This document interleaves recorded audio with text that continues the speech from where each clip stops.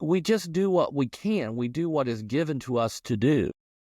And so we care for our clients. We guide our clients. We work with our clients as best as possible and find a way through their unhappiness onto a route that would allow them to outgrow whatever their current obsessions in the world are.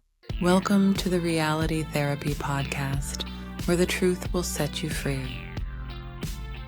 Welcome. I'm here today with Dean Abbott. He is a pastoral counselor who also does coaching and spiritual direction guidance. He was kind enough to have me on his podcast, and I am returning the favor today. So hopefully we can have a great conversation. So Dean, welcome. Hey, thank you for having me. So to start off, I would like to learn a little bit about your background and what inspired you to take this route with your life. Well, it's been a long time coming. Honestly, my whole kind of coaching, spiritual direction, counseling project began because I just was posting on Twitter and I had lots and lots of people writing to me for my take on their situation, advice, whatever things they wanted to talk about. And eventually it just occurred to me I should just formalize some way for people to talk to me more or less face-to-face if they wanted to. And people started signing up and have been signing up to talk to me for 5 years now, maybe. And I think on a personal level, I think I always had a lot of interest in this kind of one-on-one sort of direction, guidance, healing kind of work with people. And I, for lots of reasons, sort of meandered toward that over the course of life. And just have found that since I've been doing it, it's something that I find personally very satisfying. I don't know what it's like for you, but oftentimes I come out of the session with a client and I just feel it's kind of like I'm floating. Maybe you know this feeling, like when you work with people one-on-one in that situation and you have any kind of sensitivity, they're just people who are harder and people who are easier. And when you really feel like, oh, I'm really connected to this client now in this time, and you can kind of feel the process working, and you can see their face, you can see in the client's face that that person is making progress as you talk. I just find that profoundly satisfying, and something that, like I said, I kind of often when that happens end up floating out of the session just because I find it so deeply satisfying, so right at the heart of what I know I'm meant to be doing. That's really interesting because a lot of what you're doing is that spiritual guidance thing, and what you're describing sounds like a spiritual experience that you're having in the process of that guidance. I'm having one. I don't know about the client, right, but for me, and sure, in this sense, spiritual in the sense that it's a reassurance, a message, an internal message that I'm in the core of what I'm here for. Is there like a spiritual foundation that you lean on personally that kind of allows you to kind of do this work professionally? Well, it's very interesting. So we were mentioning beforehand, I should just say, I'm not a licensed therapist. My technical title is board certified pastoral counselor. And so what that means is that my PhD is actually in communication instead of in psychology. So I'm not a licensed therapist, but I did do about 2 years of training in counseling kind of within a Christian or religious context. And it's just so interesting the way that has played out over the years. I don't hide the fact that I'm personally a Christian or that I am a pastoral counselor or whatever. But that has not over the years hindered anyone. Oh, I mean, maybe it has hindered people from contacting me, but I have worked with multiple Muslim clients, multiple Hindu clients, Jewish clients, many kind of what you might call run-of-the-mill secular clients who have no particular faith commitments, but who are very concerned about their relationships or whatever. And I think that works because I tend to keep that part of my practice is very client-directed. And so I do have people who come to me with explicitly theological concerns. I have people who come to me because they have experienced kind of really traumatic events in the church, or who have come to me, even if they haven't experienced traumatic events in the church, they sort of dissatisfied with their church experience and they struggle theologically and spiritually. And so I do that as well with people who have those concerns. But it's, like I said, it's very client directed. So some people just want to come and talk about, why can't I get along with my wife? And we do that. But then I have clients who very much are much more spiritually inclined and want to talk through those things as well. And so, so the answer is yes, I do have a personal kind of faith commitment. But in terms of how I work with people, how much that enters in on an explicit level to the way I work with people is, like I said, very client directed.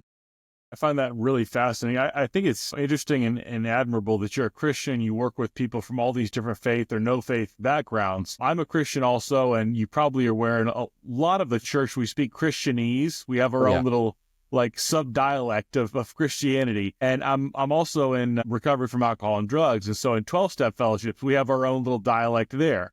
And I noticed if I work with someone kind of over here in the church, you use Christianese.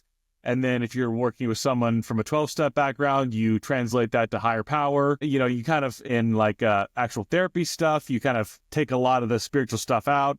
And so I'm wondering, do you have to consciously, I'm switching languages. I'm consciously being bilingual right now. Does that come up for you? I think the term for that is code switching. Yes. No, honestly, I have for decades had a very strong allergy to Christianese in any form. I don't speak it. I don't like it. And because this brings up so many things, and maybe we can talk about this later, but I'm in the process of writing what's turning out to be kind of a lengthy defense of the Enneagram. We could talk about that if you want. But part of my critique of sort of evangelical responses to the negative evangelical responses to the Enneagram is that within the evangelical culture, language is so often as a kind of shibboleth that has no nailed down meaning, and it just often, I think, leads to really sloppy thinking, and I've never felt good about that.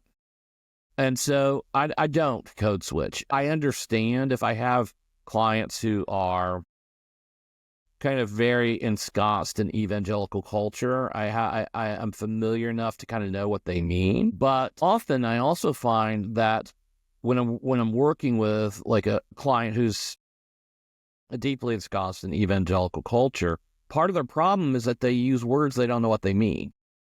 And so in evangelicalism, there is a lot of kind of unfettered subjectivism.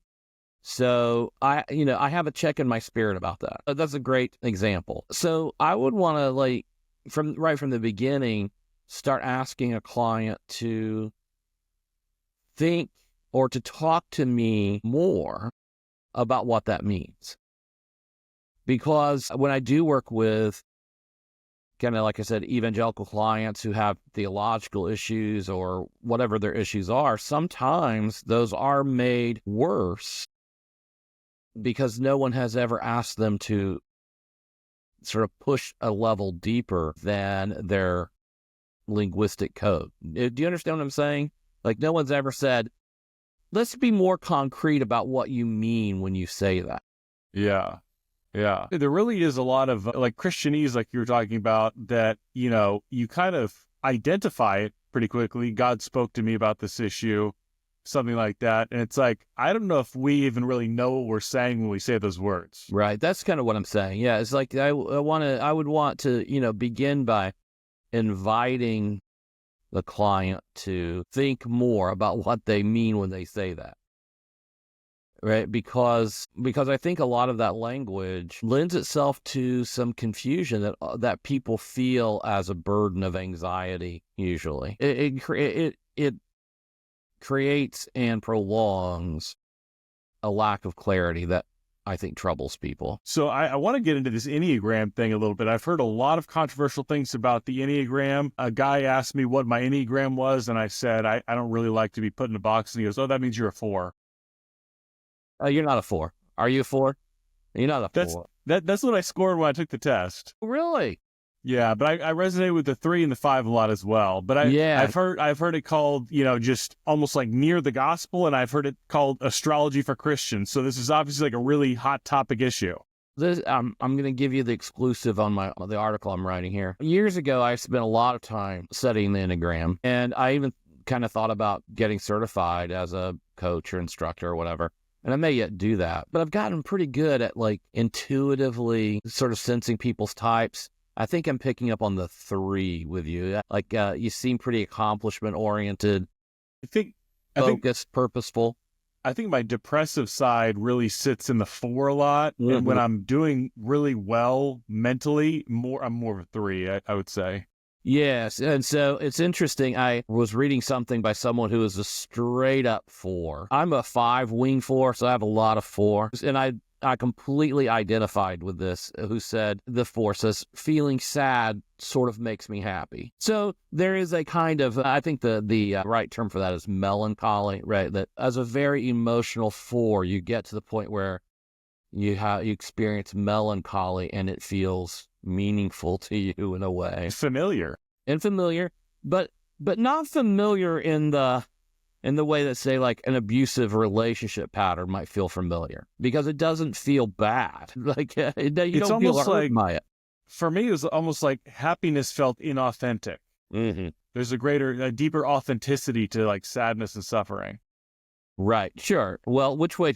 We got so many things on the table here. Which way are we going? Sorry, I'm all over the place. All right. Well, let's talk about the legitimacy of the Enneagram. So here's my argument.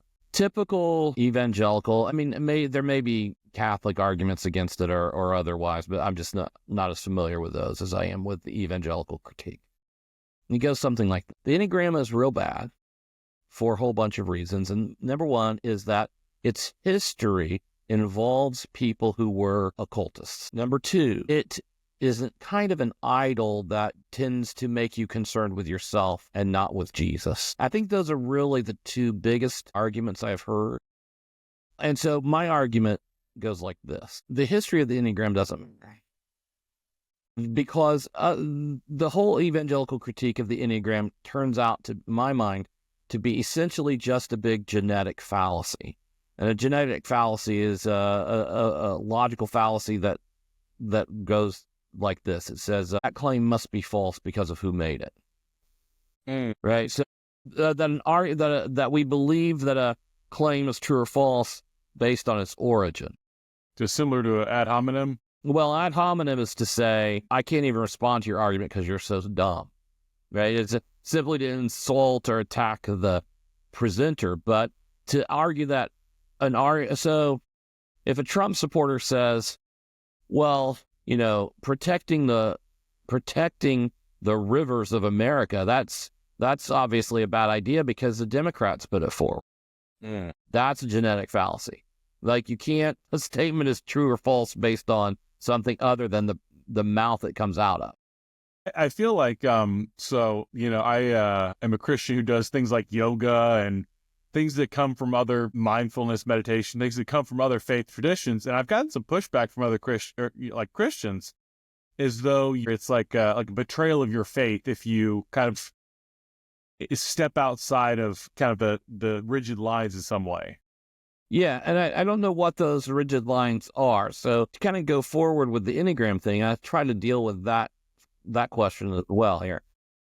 So to say that the Enneagram is it's not just that they never say it's wrong. They say it's morally and spiritually dangerous because of its history, because its history involves development by people who are occultists. That doesn't mean anything any of the ideas of the Enneagram are untrue.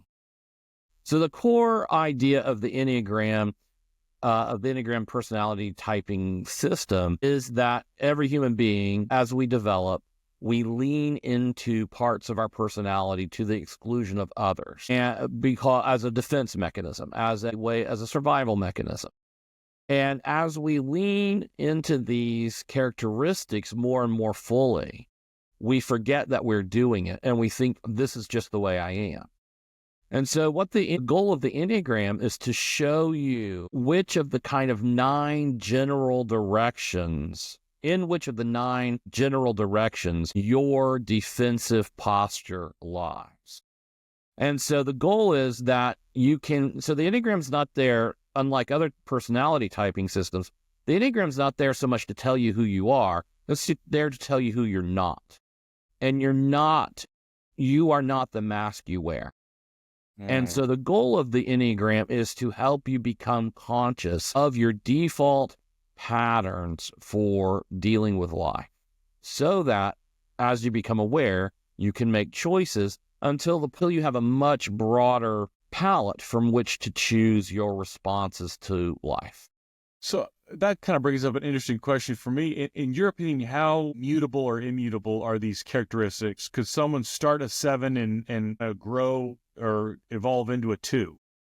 Well, okay, but your question is kind of assuming the opposite of what I just said, in the sense that no one is a 7. People default to 7 characteristics as defense mechanisms.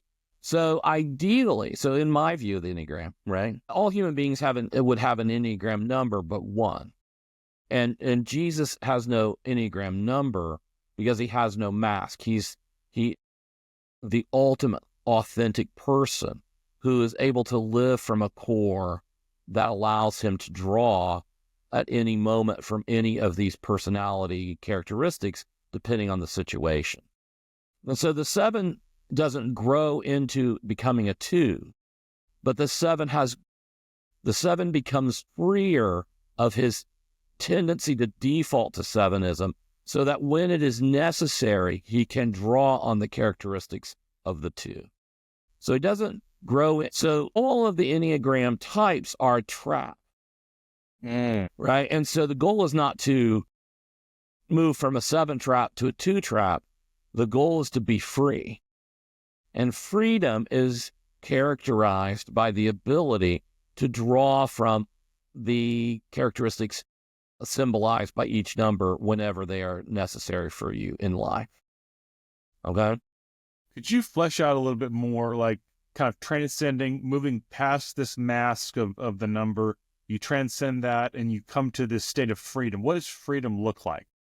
Well, like I said, I think freedom fundamentally looks like, okay, so let me just speak personally. I am a Enneagram, I type as a 5. The 5 is the kind of the investigator, the philosopher, the person whose default safety mechanism is, number 1, learn everything I can, withdraw so that nobody messes with me, and live as much as possible in a world of my mental constructs instead of in the real world. So 5s do things like, I don't mind if I just live in a closet so long as I can read. And tend to want to withdraw from relationships so that we can figure out how to have relationships. Okay, so that is a trap. And so what freedom would be, freedom is knowing that I do that. And when a moment comes up where I feel like, well, I need to not make a decision, even though everyone around me is saying, hey, we need a decision for this, because I don't know enough, right? So as a 5, I might default to avoiding making important decisions because I have an inner feeling of vulnerability that I attribute to not knowing enough. Well, freedom would be to know that I tend to do that. And then to say, draw on the characteristic of the 8, which is the sort of more hard-driving, decisive, willful personality type. So in that moment, I need to be able to say, oh, I'm falling into like a real 5 pattern here where everybody needs a decision from me. I'm not making it. So I need to be able to say to myself, okay, this is time to be decisive, kind of in the way in Enneagram speak that an 8 would. And so freedom in this scheme, the freedom is being able to know what your default pattern is and to know when it's not going to work. And then to be able to be aware enough that you are able to say, well, what do I need to do here? And to draw from a wider palette of patterns for response, so that I can, instead of just withdrawing from important decisions, if I feel like I don't know enough, I can reach out and find in myself a sort of more decisive part. That really illuminates it a lot for me, because I definitely resonate with a lot of the 5 things that I want to read endlessly, compulsively read, because one day I'll understand the world enough to participate in it, and to make that decision. I guess that's an 8 decision to say, no, I'm going to go do life, even though I don't have all the information there is in the world to know. Mm-hmm, mm-hmm, mm-hmm. Yeah, because the 8 is kind of more oriented toward results, real world results, in a way that the 5 part is not. So maybe part of what I'm saying is that Enneagram person, the language is a little misleading. So it might be better to talk about the numbers as representing parts instead of as personality types. So you might be kind of fixated and stuck in your 3 part. I might tend to be fixated and stuck and over-reliant on my 5 part. And freedom is the ability to access all the parts of yourself. So, this is generally approached from a Christian perspective. How do you I'm assuming the end goal for anybody would be what you call freedom. Do you kind of pitch it differently to someone who's not Christian? Well, no. Okay. So let's back up so let me kind of say what I'm saying about the theological critique of it, or the evangelical critique of it. So everything I just laid out to you, okay, are non-theological ideas about how the human mind works. And those ideas are either true or false based on, and we will accept them as true or false based on our experience. I mean, I've been around people, and it seems to me that there is a kind of just intuitive reality to that. Like, yeah, I see that people do this. I see that people do get fixated in just one part of themselves. That all makes sense to me. So the Enneagram as a system is internally coherent, and it resonates with my experience enough that I will say, yeah, it seems like that's pretty true. But what we can't say is that those ideas are false, because in the development of the system were people who were occultists. So that the ideas need to stand or fall on their own truth or falsity, regardless of where they came from. So that if let's say you're walking down the street, and there's a guy there who's dressed up in he's wearing horns on his head, he's wearing a big red cape, and his T-shirt says, I love Satan and I worship Satan. And you walk by that guy and you say, hey, do you know what time it is? And he tells you it's 12:23. Well, you're not going to say, well, it can't be 12:23 because a Satanist told me, right? It's either 12:23 or it's not, based on something completely other than where that idea came from. And so to say, well, it can't be 12:23 because a Satanist just gave me the time, that is a perfect example of a genetic fallacy, where we assume that ideas are false because they are from a source we don't. Okay, that's my first part of my critique of my response to the evangelical critique of the Enneagram. Number 2 is that evangelicals, as I was saying earlier, tend to use language very, very loosely. So you hear evangelicals talk about the occult. And by the occult, what they mean is everything from basically ideas about the human that come from the human potential movement to the most disgusting, thelemic rituals designed to summon demons from the deepest parts of hell. There is such a broad range of what they mean when they use the word occult that I just don't find it helpful to say, well, these people were occultists. And so, for example, they will, evangelicals will often make a big deal of the fact that Gurdjieff was part of, he kind of had his own idea of the Enneagram. Gurdjieff was this kind of Russian spiritual teacher who was not an Orthodox Christian, but I don't know that I necessarily would think of him as occultic either, right? And so I find that that to be a problem. Help me understand, because I don't know the history of the Enneagram, but I've heard friends who are really into it say that it's actually or at least the concept behind it is like centuries old, and it's kind of more recently that it's been kind of formalized. What is the kind of that history? Well, one thing you have to know about the Enneagram is that there are multiple narratives of its development and they conflict. Okay. But yeah, I do think I have read that that its sources go back to the ancient world. So even to the early parts of the church where the church fathers and mothers began to kind of break down, try to systematize sins. And, you get the 7 deadly sins and the 7 cardinal virtues and that sort of thing. So I don't doubt that it has ancient sources, but I don't think anyone exactly knows what they are.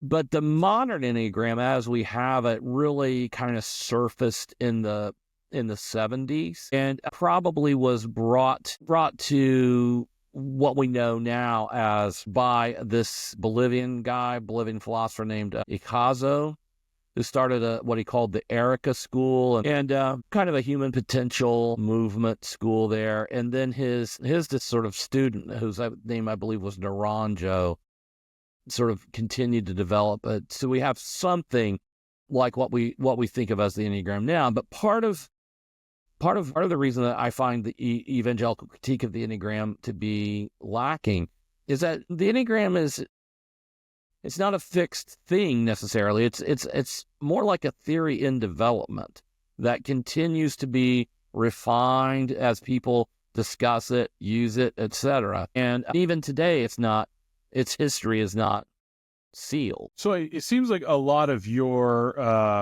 kind of the foundation for your defense of the Enneagram rests on, it doesn't matter who came up with it, it works, like it's effective.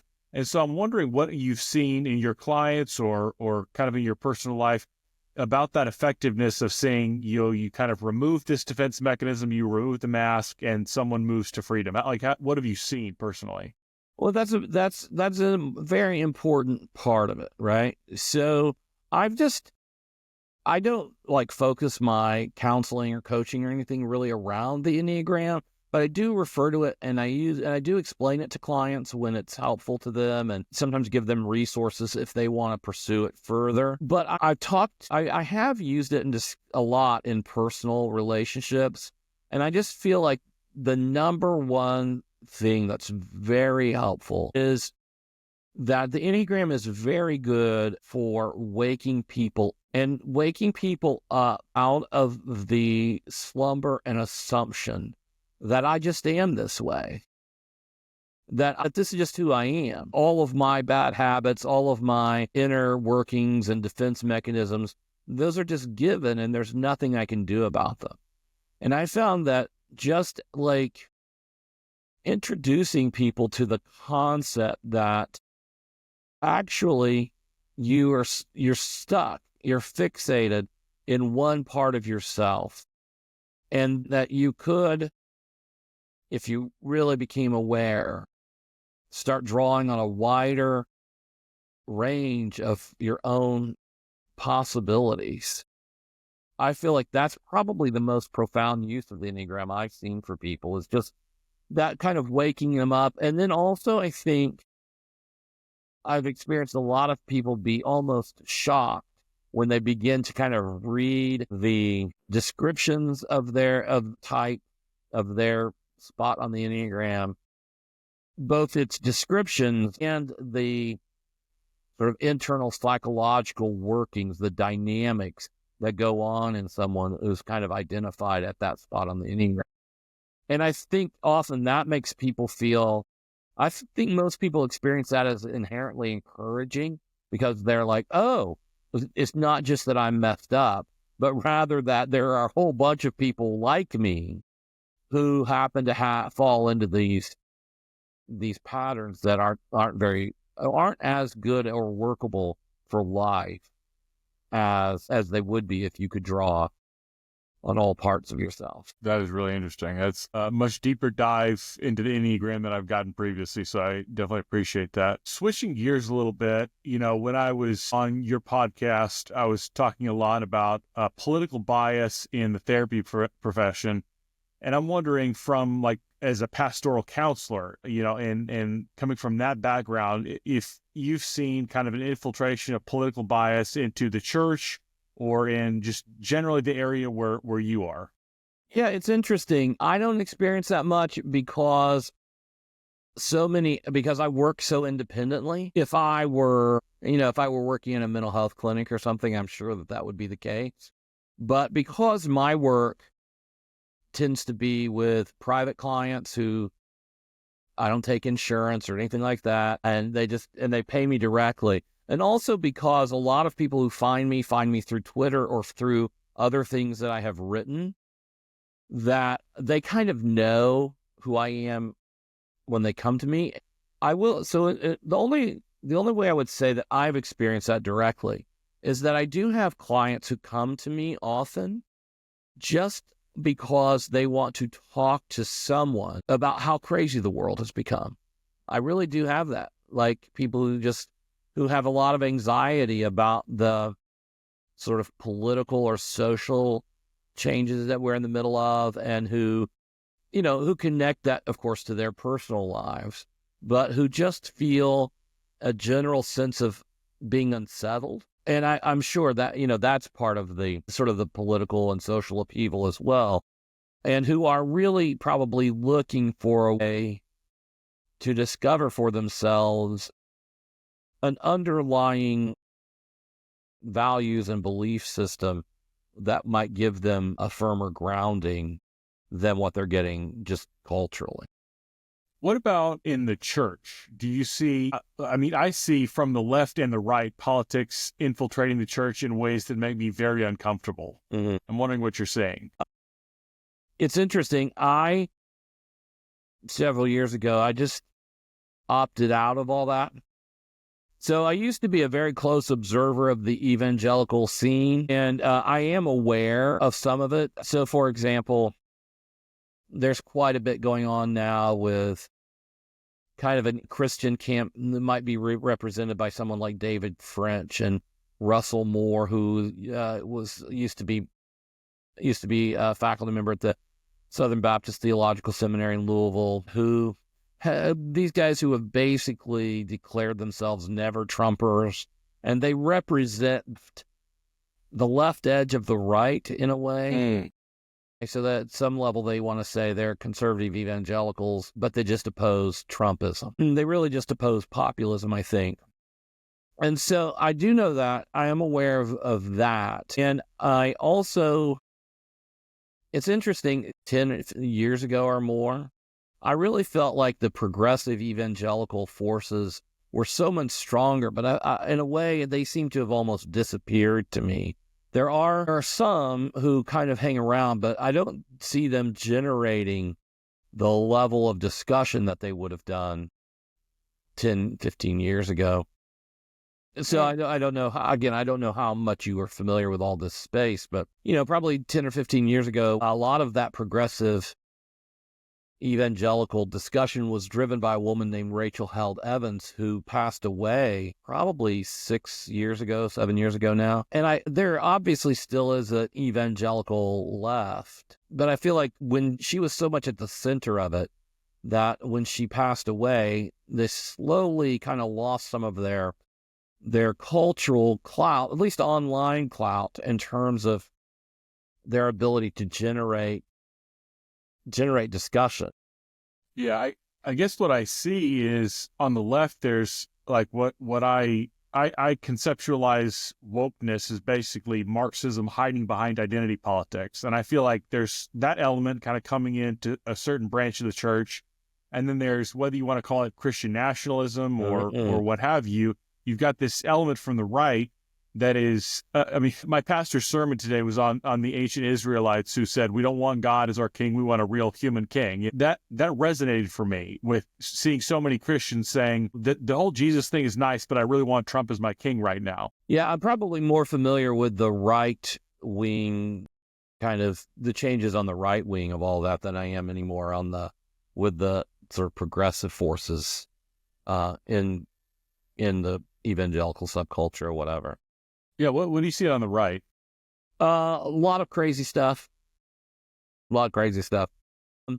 may know, I don't know how closely you follow my Twitter or whatever, but I've been pretty critical of these guys, Joel Webbin, Eric Kahn, the Ogden guys in Ogden, Utah, and to a lesser extent, the Moscow people, Doug Wilson, all that sort of thing.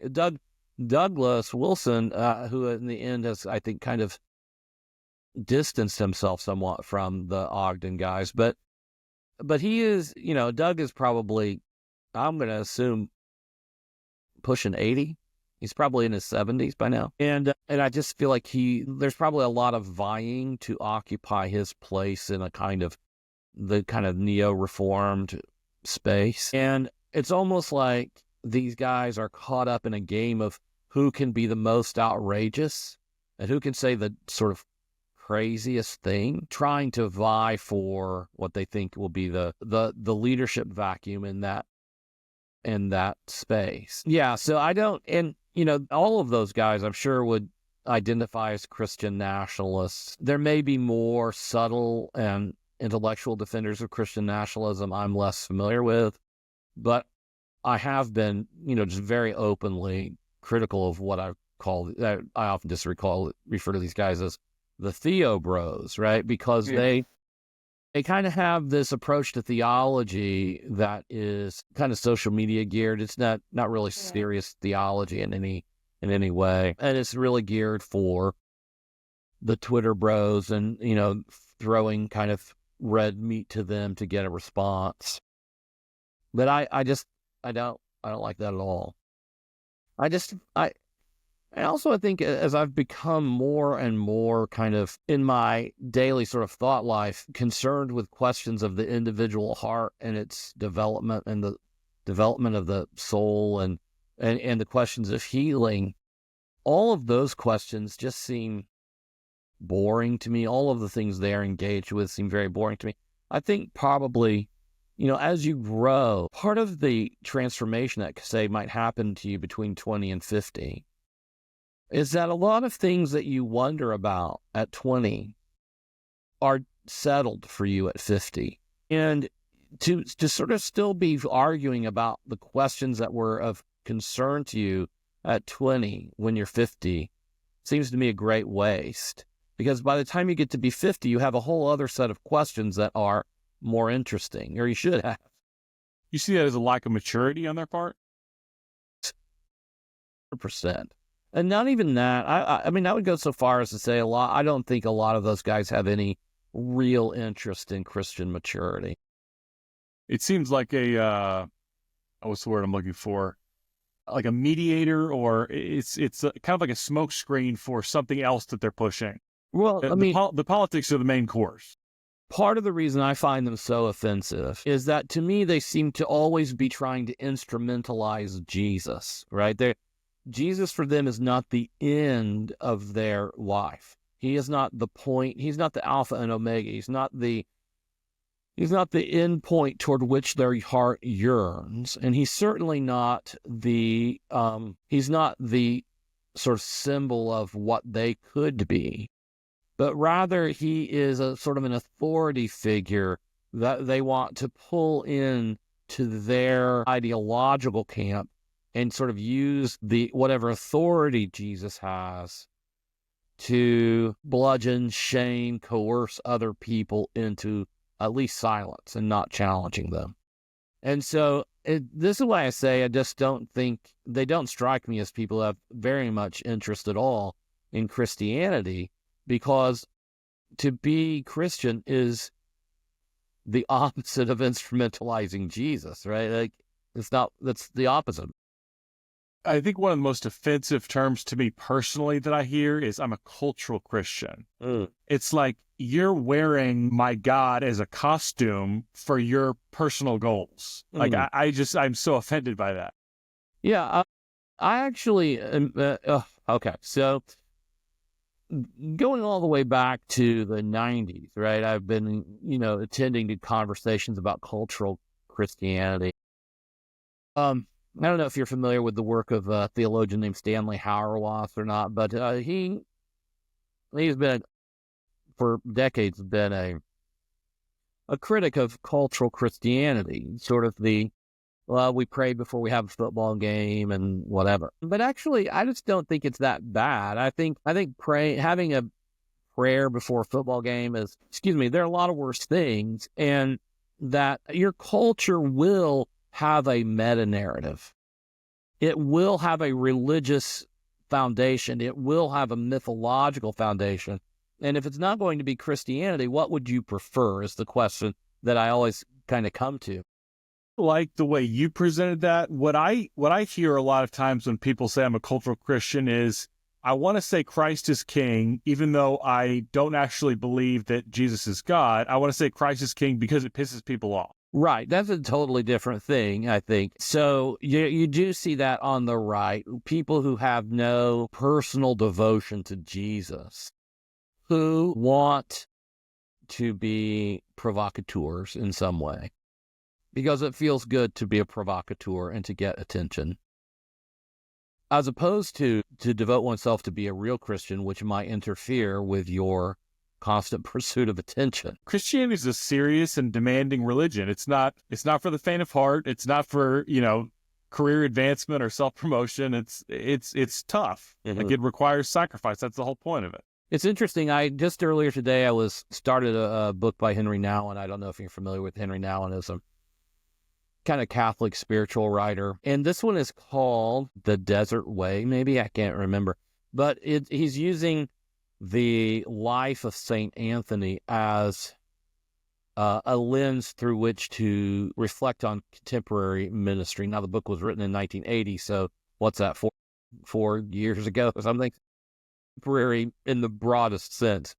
But he makes some very interesting points at the beginning where he talks about St. Anthony, who, when he was a very young man, heard a voice from heaven saying, "Flee, be silent, pray unceasingly." And so Nouwen is taking these 3 commands and reflecting on them. And one of the things that he talks about a lot at the beginning of the book is, what does it mean to flee? And he talks a lot about how the individual person creates a false self to the degree that we find ourselves dependent on social validation, so that St. Anthony, who fled to the desert and lived in total isolation, is able to develop a more authentic self because he doesn't have this sort of constant demand to be responding to the needs or the expectations of others. And I do think that social media, for example, has vastly amplified that for many people. And I think you see this in the Theo Bros, this sort of feedback loop between what I said, how people responded.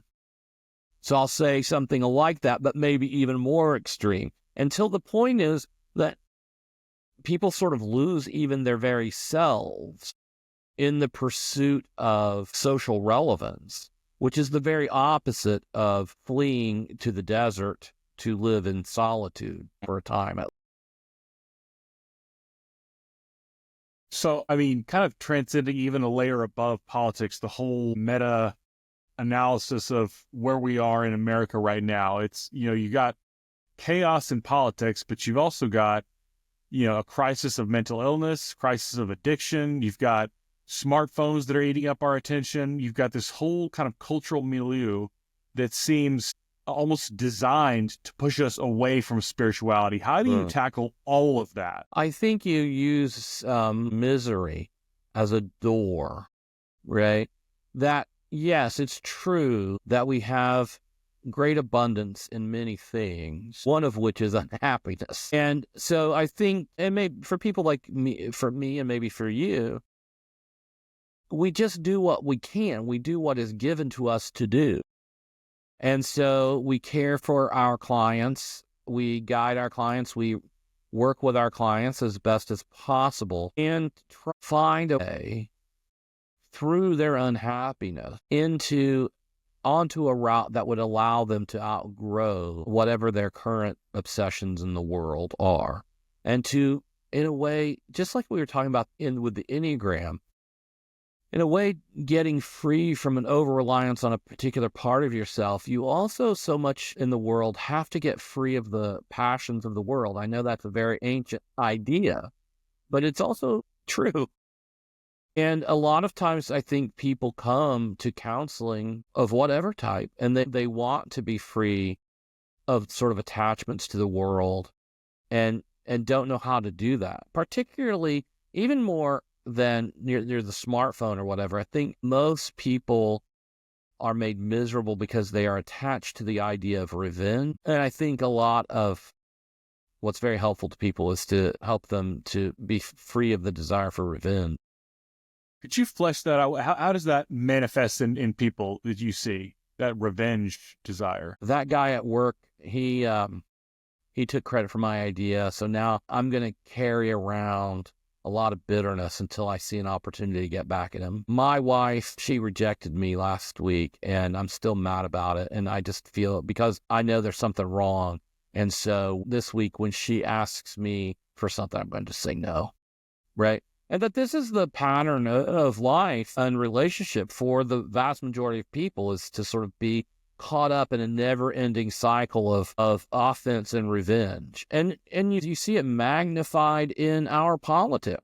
And so I think so much of what we could help people with, I think, is trying to help people learn to transcend this pattern of offense and revenge. And of course, all that's complicated and magnified by social media culture. And, my neighbor down the street posted something that I don't like on Facebook.